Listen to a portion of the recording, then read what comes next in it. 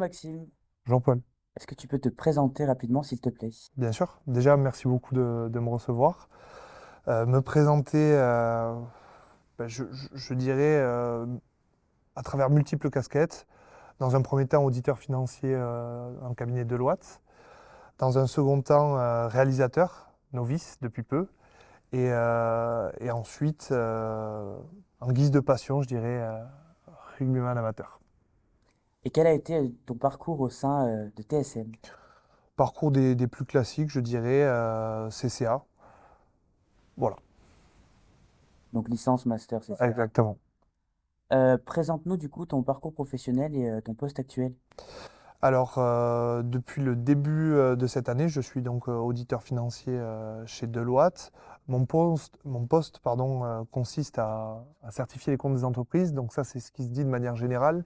Mais personnellement, je pense que c'est surtout essayer de rassurer les parties prenantes d'une entreprise, que ce soit les salariés d'un côté ou de l'autre côté, actionnaires et futurs investisseurs. On est là pour certifier que l'entreprise euh, possède des comptes, je dirais, en bonne santé et fidèles.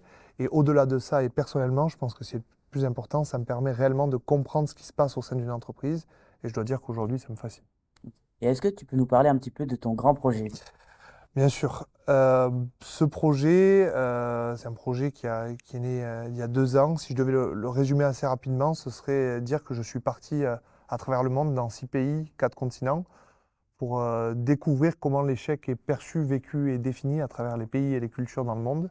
Et en fait, en guise de fil conducteur derrière, on a un monsieur tout le monde qui était moi dans le film, mais qui pourrait très bien être tout un chacun, qu'on a vu, entre guillemets, dans une situation X qui était très très dure. Et on le voit petit à petit se relever jusqu'à aller diffuser son film dans ce même cinéma devant 350 personnes. Et comment as-tu eu l'idée du coup de ce projet? L'idée, l'idée, elle est venue toute seule. J'ai traversé une période très compliquée en post-Covid, où j'étais assommé par les multiples échecs que j'avais vécus. Et j'arrivais pas à me relever. Et je dirais que la culture française liée à cette thématique était assez dure. Donc je me suis dit, ben, va essayer de trouver des solutions autre part. Et surtout, essayer de te relever parce que tu peux pas continuer comme ça. Et lors de la réalisation du film, quel a été ton meilleur souvenir?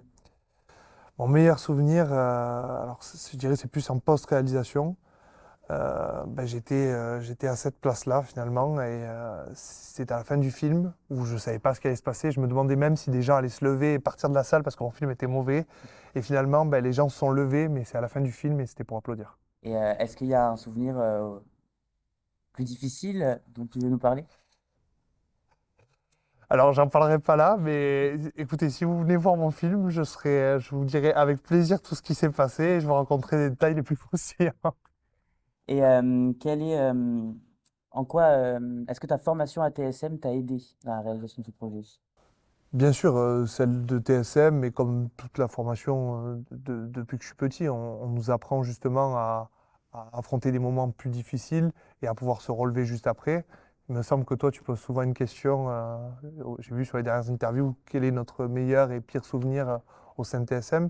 Moi, je dirais que c'est tout en un, en fait. C'est la première fois qu'on m'a rendu une copie de comptabilité. Je me rappelle, j'étais avec Raphaël Carpensin, un étudiant aussi de TSM, on est mort de rire tous les deux. Et on se disait, mais ça me dégoûte. Et finalement, je finis auditeur financier et quelque part, je suis un peu passionné par ce que je fais aujourd'hui. Donc voilà, la vie est bien faite, quoi. Et quel conseil donnerais-tu aux étudiants actuels de l'école? Tentez, essayez, échouez et relevez-vous. Enfin voilà, moi, je pensais pas choisir CCA au début. Je pensais pas devoir bosser des matières comme celle-ci. Et finalement, c'est ce moment compliqué, cette année de L3, ben, qui m'a permis de forger mon parcours actuel. Donc voilà, foncez et si ça marche pas, c'est pas grave. Parce qu'à la fin, il nous arrive que de belles choses. Moi, c'est le film et vous, qu'est-ce que ce sera pour vous, quoi. Des projets pour l'avenir? Projet pour l'avenir, déjà bien faire mon travail. Voilà, si les gens de mon cabinet voient ça, je vais bien faire mon travail, c'est la priorité.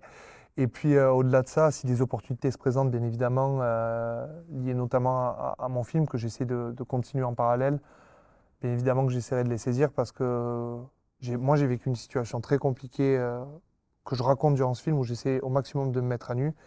Et je me suis promis quelque chose pendant ce projet, c'est que si j'arrivais à aider quelqu'un, quelque part j'aurais gagné.